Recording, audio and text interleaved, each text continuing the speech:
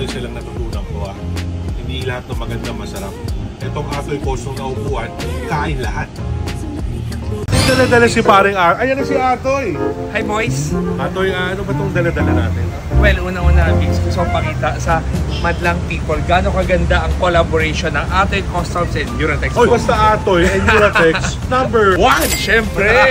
So, ito ay regular Toyota Grandia. Dito, bago pumasok, di ba ibang manual? Ito isang bukas mo na ganyan. Automatic door and step board. Oy, puta! Ang ganda! At saka itong step board na to, up to 150 kilos, kayang-kaya. Iniinsulto mo ba ako, Atoy? Hindi.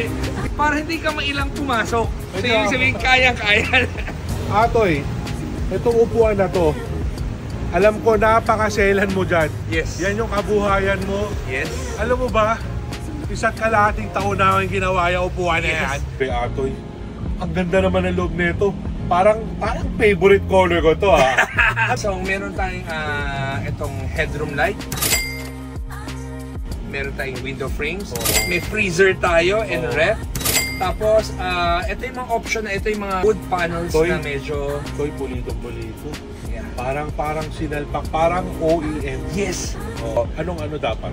Pag nagpa-aftermarket customization ka, dapat sana pagka bukas ng tao, hindi nila nahalatang aftermarket. The point na nagmukha siyang OEM, parang yun na yung pinaka-achievements mo. Hindi talaga mukhang aftermarket. Salamat. Talagang hindi mukha siyang backyard. Mukha siyang original. Guys, ang sarap na matulog dito. Ito, napakaganda nito. Grabe, sobrang pulido. Lines. Grabe, pati ito. Yes. Alam mo, sa mga viewers, hindi nyo alam, kami kahit magkaibigan kami, lagi rin ako pinipintasan ni Biggs.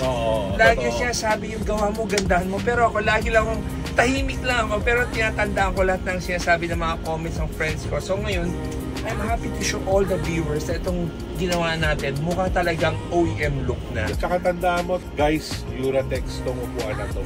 Kumbaga gumagawa talaga tayo ng mga Japanese OEM. Yes, So OEM. ito ang upuan ni Atoy is OEM assemble. Buhay naman natin, lagi tayo nag-improve, pero si Atoy mabilis mag-improve. Atoy Customs, I love you 69,000 times a day.